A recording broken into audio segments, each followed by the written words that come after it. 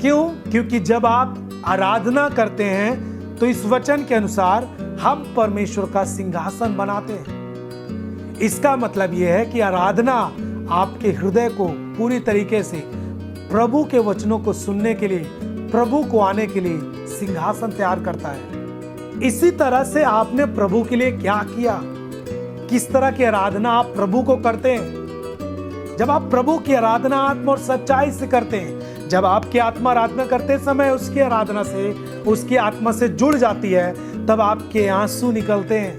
तब हमारा परमेश्वर यूहन्ना 4:23 और 24 के अनुसार सच्चे आराधकों को ढूंढ रहा है। वो सर्च कर रहा है। किसको? सच्चे आराधकों को। अब आप एक बात बताइए, वो दुनिया में तो आराधकों को ढूंढेगा नहीं, क्योंकि वो उसे नहीं जानते। जो उसे नहीं जानते वो उनको क्यों ढूंढेगा? एक आराधक के रूप में वो तो अपने अलग अलग कामों में व्यस्त हैं, लेकिन वो ढूंढता है हम में और आप में से आराधकों को। कैसे लोगों को ढूंढ रहा है? सच्चाई से और आत्मा से आराधना करने वाले। और आत्मा सच्चाई से आराधना करने का मतलब क्या है? कि जब आप आराधना करते हैं, आराधना करते समय आपका जुड़ाव परमेश्वर के साथ हो जाता है। आप आराधना करते समय किसी पर भी ध्यान नहीं आपको। आप जब आराधना कर रहे हैं तो आपको फोन का ख्याल नहीं होना चाहिए। जब आप वर्शिप कर रहे हैं, जब प्रभु के पवित्र स्थान में, महापवित्र स्थान में, आप स्थान में जब एंट्री कर रहे हैं, तब आपको फोन, बच्चे या फिर अन्य चीजों की चिंता नहीं होनी चाहिए। आप जब वर्शिप कर रहे हैं तो आप केवल वर्शिप करें, केवल आराधना करें। इसलिए जब चर्च के लिए, चर्च अभी बंद है, फिर भी क्यों बोला जाता है कि आप अपने परिवार के साथ इकट्ठे होकर मीटिंग को अटेंड करें। क्यों?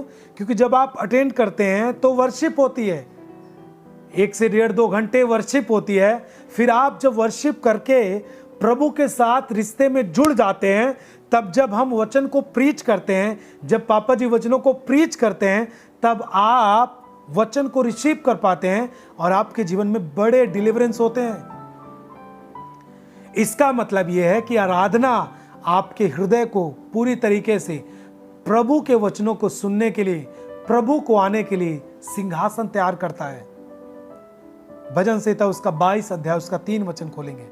परंतु हे तू जो इज़राइल की स्तुति के सिंहासन पर विराजमान है, तू पवित्र है। स्तुति के सिंहासन पर विराजमान है, तू पवित्र है। यहां पर दाऊद प्रभु को बोल रहा है, इज़राइल की स्तुति के सिंहासन पर विराजमान, यानी परमेश्वर का सिंहासन क्या है? स्तुति। जब आप स्तुति आराधना करते हैं, जब आराधना करते हैं आप, तब परमेश्वर का सिंहासन तैयार होता है और हमारा परमेश्वर उस पर आकर बैठता है। जब आप अपनी जुबान से परमेश्वर की आराधना करते हैं, जब आप आत्मा और सच्चाई से दिल को खोलकर, क्यों बोला जाता है दिल को खोलकर आराधना करिए, आप बंधे मत रहिए। आप जब आराधना कर रहे हैं, दिल को खोल के करें, आत्मा और सच्चाई से करें। क्यों? क्योंकि जब एक व्यक्ति दिल खोलकर आत्मा और सच्चाई से वर्शिप करना, आराधना करना शुरू करता है, तब परमेश्वर, प्रभु यीशु मसीह उसके स्तुति का सिंहासन जो हम और आप बना रहे हैं, लगा रहे हैं, सजा रहे हैं, परमेश्वर आकर उस पर विराजमान होता है। आमीन। क्योंकि वो पवित्र परमेश्वर है। और जहां पर परमेश्वर विराजमान होता है, वहां की परिस्थितियां यीशु मसीह के नाम में बदल जाती हैं। वहां के काम बदल जाते हैं, वहां का स्वभाव बदल जाता है। गरीबी की दशा बदल जाती है अमीरी में, दुख की दशा बदल जाती है शांति में, पाप की दशा पवित्रताई में बदल जाती है। क्यों? क्योंकि जब आप आराधना करते हैं तो इस वचन के अनुसार हम परमेश्वर का सिंहासन बनाते हैं। आपके घर कोई व्यक्ति आ रहा है, बहुत ऊंचा व्यक्ति, नामी व्यक्ति आ रहा है, तो आप क्या करते हैं? उसके लिए आप अलग से चेयर मंगवाते हैं, सोफे मंगवाते हैं, टेबल भी चेंज करते हैं, जिसमें आप उसको पानी पीने के लिए आप उसका खातिर व्यवहार करने के लिए जो आप प्लेट यूज़ करेंगे, जो कप, जो ग्लास, जो खाना परोसने के लिए आप जो भी थालियाँ यूज़ करेंगे, नई नई चीज़ें यूज़ करते हैं। हमने देखा है बहुत सारे विश्वासी जब अपने घर पर टीम को हाउस मीटिंग के लिए बुलाते हैं तो वो नई नई थालियाँ लाते हैं स्वागत करने के लिए। जितनी उनकी हैसियत है उसके अनुसार बहुत सारे लोग अपने प्रभु के दासों को बहुत प्रेम करते हैं। नई थाली मंगवाते हैं खाना खिलाने के लिए, नए ग्लास मंगवाते हैं पानी पिलाने के लिए। ये चीज जो वो करते हैं, प्रभु इसका आदर करता है उनका। जब एक व्यक्ति के आने से आप कुछ अलग कर रहे हैं, एक अलग तैयारी कर रहे हैं उसके बैठने के लिए, उसके लिए तैयार कर रहे हैं, अरेंजमेंट कर रहे हैं, तो जब आपका सर्वशक्तिमान प्रभु आएगा, वो नहीं चाहता कि आप अपने सोफे तैयार करें, परंतु आप अपने दिल को इतना अच्छे से तैयार करें। आत्मा और सच्चाई से जब आप आराधना करते हैं तब आपका दिल का हृदय, जो दिल का जो सिंहासन है, वो पूरी तरीके से प्रभु के बैठने और विराजमान होने के योग्य बन जाता है। आमीन। जब आप प्रभु की आराधना आत्मा और सच्चाई से करते हैं, जब आपकी आत्मा आराधना करते समय उसकी आराधना से, उसकी आत्मा से जुड़ जाती है, तब आपके आंसू निकलते हैं, तब आपको उसकी उपस्थिति से आनंद मिलता है। इसका मतलब यह है कि प्रभु आपके अंदर विराजमान हो चुका है। कुछ कहते होंगे, हाँ भैया मैंने 2 साल पहले प्रभु में उस तरह का स्पर्श पाया था, मैंने 1 साल पहले स्कूल में, बाइबल स्कूल में स्पर्श पाया था, सेमिनार में मैंने स्पर्श पाया था, चर्च खुला था तब मैं स्पर्श पाया था। मैं आपसे कहता हूँ स्पर्श आपने तब पाया था, ठीक है, लेकिन आपसे कहना चाहता हूँ आपको हर समय वो उपस्थिति आपको आराधना करके पाना चाहिए। एक आराधना करने वाला पिता के, परमेश्वर का प्रेमी बन जाता है और परमेश्वर एक आराधना करने वाले को चाहने लगता है, उसको वो प्यार करने लगता है। आपको मालूम स्वर्ग में क्या होता है? स्वर्ग में वचन नहीं दिए जाते, स्वर्ग में वचन नहीं प्रचार होता, कोई सरमन नहीं है, कोई वचन नहीं है, न कोई हीलिंग के लिए प्रेयर होता है।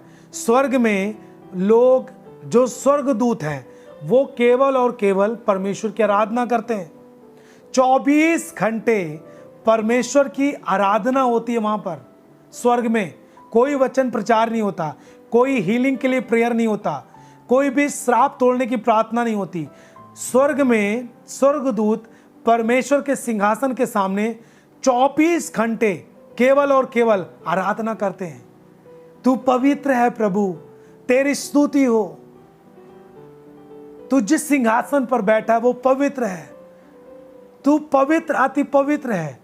इस तरीके से गा गा कर, तुरही बजाकर स्वर्गदूत स्वर्ग में आराधना करते हैं। जब आप प्रकाशित वाक्य में पढ़ेंगे तब आप वहां पर देख पाएंगे कि सिंहासन के सामने किस तरीके से स्वर्गदूत आराधना करते हैं। मेरा एक पॉइंट है आपके सामने, स्वर्ग में क्यों वचन प्रचार नहीं हो रहा मालूम? और न जब आप प्रभु यीशु मसीह को अपने जीवन को स्वीकार करके, अपने जीवन में उद्धार करता स्वीकार करके, जब आप नया जीवन पा करके जब आप इस पृथ्वी पर से स्वर्ग जाएंगे, तो वहां पर कोई वचन का प्रचार नहीं होगा, ना कोई पास्टर होगा, ना कोई वहां प्रोफेट होगा। केवल और केवल वहां पर लोग सब मिलकर प्रभु की आराधना करेंगे और प्रभु के साथ स्वर्ग राज में वास करेंगे। इसका मतलब यह है कि आपको आराधना करने के साथ आपको आराधना की तैयारी करनी चाहिए। जब आप यहाँ पे धरती पर आराधना कर रहे हैं तब आप परमेश्वर के साथ तो जुड़े रहे हैं, उसके साथ साथ आप स्वर्ग राज्य के लिए तैयारी कर रहे हैं जब आप उसके साथ उसके सामने होंगे। देखिए, जब वचन प्रीच होता है आपके जीवन के सुधार के लिए, वचन प्रीच होता है तो आपको कुछ ना कुछ सिखाया जा रहा है। जब आपके चंगाई के लिए प्रार्थना किया जा रहा है, आप चंगे हो रहे हैं, आप डिलीवरेंस आपके लिए बोला जा रहा है, आप छुटकारा पा रहे हैं, इसमें कोई शक नहीं है। लेकिन आपने वचन सुन लिया, आपका जीवन बदल गया, आपने चंगाई की प्रार्थना को रिसीव किया, आप चंगे हो गए, आप नशे से आजाद हो गए। ये तो केवल आपके लिए ही था। अब आप परमेश्वर के लिए क्या कर रहे हैं? प्रियजन, आपने वचन रिसीव कर लिया, आपने प्रभु को जान लिया, आपने चंगाई की प्रार्थना को ग्रहण किया, आप चंगे हो गए, छुटकारा पा गए, आपके घर में धन और सब कुछ बरकत आने लगी। ये तो सब चीजें आपके जीवन के लिए थी, आपने पृथ्वी पर की चीजें पाली, लेकिन अब आप क्या कर रहे हैं? कुछ तो प्रभु के लिए करना चाहिए आपको। आपने जहां जहां पे लिखा था कि हमें चंगाई कैसे मिलेगी, छुटकारा कैसे मिलेगी, आपने सर्च किया और आप चंगाई पा लिए। प्रभु आपको चंगाई देता भी है, लेकिन क्या आपने ये भी कोशिश किया कि प्रभु क्या चाहता है? प्रभु चाहता है आप उसकी आराधना करें, आप उसके लिए कुछ ऐसा करें जिससे आपकी पहचान प्रभु के साथ कुछ अलग हो जाए। देखिए, आप दुनिया में बहुत सारे लोग कुछ लोगों के साथ एक अच्छा रिश्ता बनाने के लिए उनके साथ कुछ अलग करना चाहते हैं, दूसरों से कुछ डिफरेंट करना चाहते हैं, ताकि सामने वाला जो व्यक्ति है वो मुझे पहचाने, वो मुझे जाने, इनके साथ मेरा एक अच्छा रिश्ता हो। इसी तरह से आपने प्रभु के लिए क्या किया? किस तरह की आराधना आप प्रभु को करते हैं?